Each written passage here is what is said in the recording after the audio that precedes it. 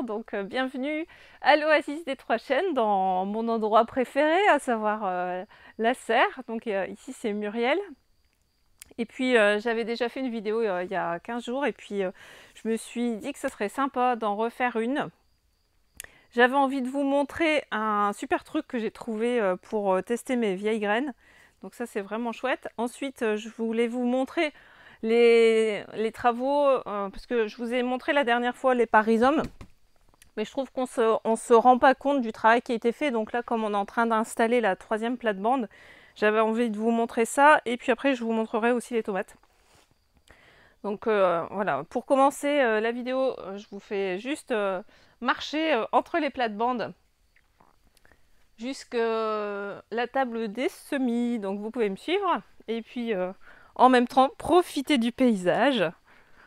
Et c'est vrai que c'est vraiment chouette d'avoir un endroit où les comment on dit, les couches sont fertiles, parce qu'on voit tout de suite la différence. Ah oui, c'est vrai que ça tu peux montrer, c'est sympa. Donc là on a fait, bon, c'est juste pour le plaisir, hein. Là c'est des ananas qui ont été faits à partir des, vous voyez là ici on a le dernier par exemple. Donc ça c'est juste des hauts d'ananas qui ont été replantés. Donc au départ en pot, et puis maintenant en pleine terre. Bon, ça, voilà, ça sera, c'est pour l'amusement. Et puis ça c'est un bananier de Madère. Parce que mine de rien, ça met quand même 2 ans avant de donner un fruit. Donc bon, c'est juste pour s'amuser. Donc j'ai quand même planté un potimarron au pied là. Et puis ça permettra d'utiliser cette surface qui sinon en fait va être mobilisée par les ananas pendant longtemps. Et puis j'ai mis, tu peux me montrer ce que c'est, là c'est une cacahuète. Donc une arachide, donc celle qui, voilà, celle-ci. Et puis là j'ai mis des feuilles de bête, comme ça on profite quand même. Et puis là j'ai une igname qui est en train de sortir. Donc ça c'est, bon, je l'ai acheté en magasin, et puis je me suis dit, oh tiens, je vais essayer. Donc je l'ai fait germer dans un verre à la maison, donc en l'arrosant, mais pas vraiment en le faisant trop tremper. Et puis voilà, on a la première qui sort ici, là. Ouais, ici là, la petite pousse. Voilà, super, cool. Voilà, et puis ici je suis très contente aussi, donc on a les chouchous qui, qui ont vachement grandi en un mois. On les a repiqués il y a un mois. Au départ je les avais mis en pot. Les chouchous en fait c'est pareil, on les achète en magasin. Quand on voit par exemple le cul du chouchou est en train de s'ouvrir. Donc là pour le coup je te fais voir un geste. Donc le chouchou c'est cette forme là, un peu comme ouais, des fesses on va dire. Et puis c'est une graine, je sais plus comment ça se dit, ovipare. Et à cet endroit là en fait, au niveau des fesses, il y a à la fois la racine qui sort et puis la pousse. Donc quelquefois en magasin on voit que ça commence à germer. Et puis dans ce cas là après on le met dans un pot comme ça, un peu en transverse. Pour que, il faut imaginer que la pousse verte et puis les racines elles sortent du même endroit. Donc il faut optimiser le positionnement pour ça. Donc voilà, et puis ça c'est une plante qui prend beaucoup de surface, donc c'est pour ça que là on a mis trois fois du grillage pour qu'elle ait toute la place de grandir. Ici je m'étais amusée à faire un petit semis à la volée. Donc là on a des salades que j'ai déjà repiquées en partie, et puis bon on s'en sert de mesclun. Des radis, des navets, de la coriandre, parce qu'on adore ça au Portugal. Et puis on arrive à la table des semis. Donc là je suis très très contente, parce qu'au niveau de la table des semis, avec ce que je vais vous faire voir au niveau des tests de germination, j'ai réussi à récupérer des graines, j'y croyais même pas. Donc de 2012, on est en 2022, ça fait quand même des graines qui ont 10 ans d'âge. Et j'ai fait un test de germination, et puis j'en ai. Alors celle-ci par exemple, c'est une aubergine que j'adore, qu'on appelle orange chocolat, l'aranja chocolate. Et elle donne des petits fruits orange. Et j'avais vraiment peur de l'avoir perdue. Et sur 30 graines, j'en ai une qui est sortie, donc c'est magnifique. Là, c'est juste, j'avais mis un peu de protection parce qu'on a eu un peu de froid, donc je leur avais mis un voile, parce que les aubergines, ça aime bien le chaud. Voilà, ici j'ai mes yacons qui sont bien sortis depuis la dernière fois. Là, on a déjà repiqué pas mal de courges. On a la ciboulette qui sort. Ça, ils sont très beaux. Là, ils sont en train de bien de se mettre. Je vais compléter mon parc d'artichauts. Ça, il faut le renouveler de temps en temps. Et puis voilà, en fait, de ce côté-ci. Ce que je voulais montrer, donc, c'est ça, le test de germination. Donc, c'est très simple. En fait, il faut, quand on a des vieilles graines, on utilise un sopalin. On le plie en deux. Et puis, en fait, après, on laisse entre les deux feuilles de sopalin les graines qu'on teste. Et puis, ce qui est très pratique, c'est sur un sopalin, on peut écrire avec un crayon Bic. Donc là, par exemple, je suis très contente parce que ça, c'est pareil, c'est des super vieilles graines de tomates. Donc, on voit qu'ici, en fait, j'en ai une qui germe ici, une deuxième là, une troisième, une quatrième. Donc là, il me restait 5 graines et j'en ai 4 qui germent. Donc, c'est magnifique. Tomatillo, en fait, on voit ici, donc lui, en fait, il est ici. Et, donc ça, c'est Tomatillo. Bon, c'est pas une plante extraordinaire, mais bon, voilà, pour le fun, j'avais envie de remettre. Ça ressemble un peu à des physalis, mais ça n'a pas... Tu te rappelles du goût un peu du Tomatillo? Tu sais, ça fait des boules comme ça, orange, plus gros que comme des gros physalis, un peu blancs. Et bon, c'est pas extraordinaire, mais ça va, c'était bon quand même. Et puis, là après, j'espère aussi, là c'est pareil, c'est mes Tamarillo, mes graines 2018, mais bon, c'est un peu capricieux au niveau de la germination, donc je pense que ça devrait sortir. Sinon, je serai obligée de faire des boutures de mon Tamarillo qui est en fin de vie. Voilà, et qu'il faut que je renouvelle. Et puis sinon, en fait, vous pouvez aussi utiliser en fait des... comment ça s'appelle? Des boîtes pour des germoirs, voilà, merci. Donc voilà, ici, j'ai mis donc des germoirs. Et puis comme vous voyez, ici, j'ai mis du concombre arménien, pépino. Là, j'ai pas mis les dates. Et puis là, hop, miracle. Donc voilà.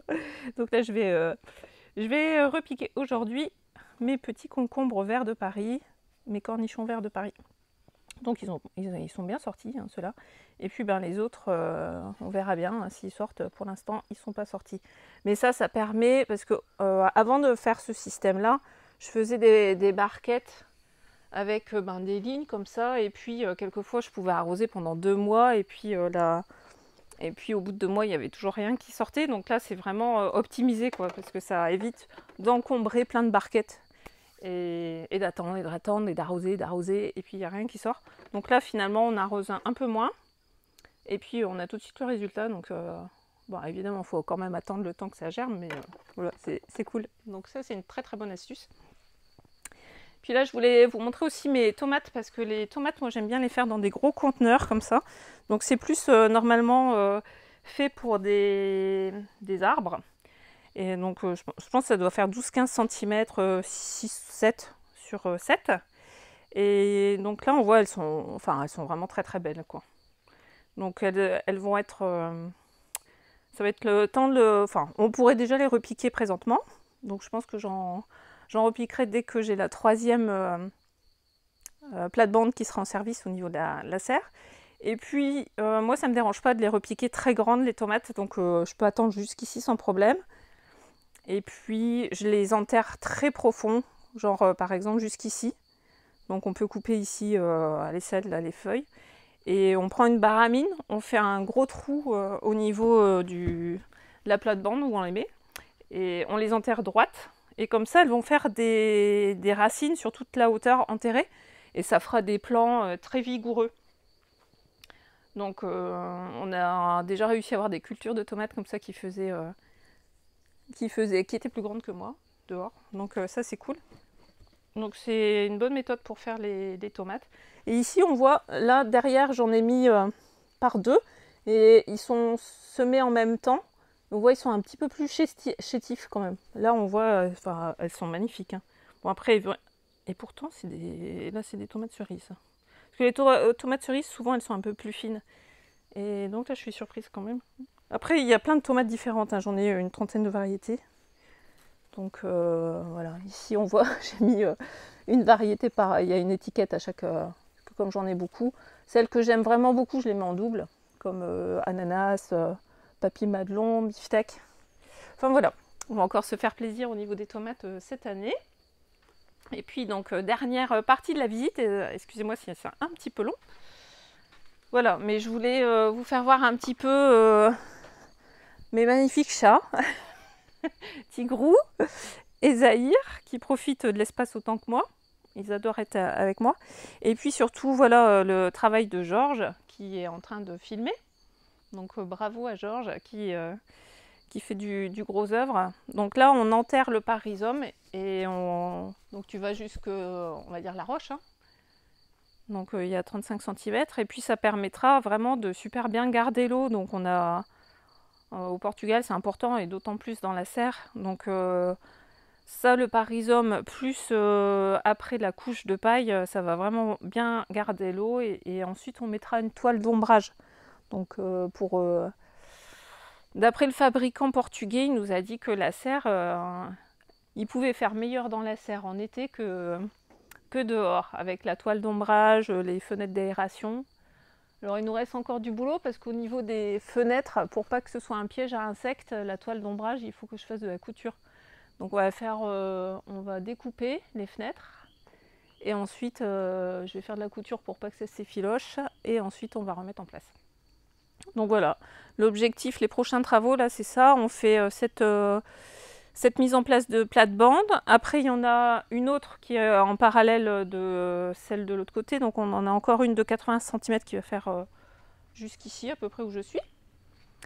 Et ensuite, si on y arrive, on met la micro-irrigation. Et ensuite, la toile d'ombrage en couture. Et je pense que pour les gros travaux de la serre cette année, ça y est, ça sera suffisant. Bon voilà, j'espère que ça vous a plu comme visite. Et puis, je vous souhaite aussi de vous faire autant plaisir que moi au jardin. C'est une très saine activité qui nous reconnecte à la nature, à la joie de voir toutes ces graines pousser. Et puis en plus qui nous fait grandir en souveraineté alimentaire. Et puis si vous avez envie de creuser le sujet dans un super programme, j'ai le programme Jardin d'abondance et de biodiversité, c'est le printemps, c'est possible de nous rejoindre. Je reçois des experts chaque mois pour vraiment guider sur toutes les thématiques, les actions qui sont à faire dans le mois. Et puis on a un super groupe de jardiniers qui sont passionnés et un petit groupe aussi sur Telegram où on a vraiment beaucoup de liens, beaucoup d'échanges, donc c'est vraiment chouette. Voilà, donc si vous avez envie de nous rejoindre, c'est possible. Et puis, dans tous les cas, je vous souhaite de vous faire plaisir au jardin et puis d'assurer en partie, tout au moins, votre souveraineté alimentaire. Voilà, au plaisir.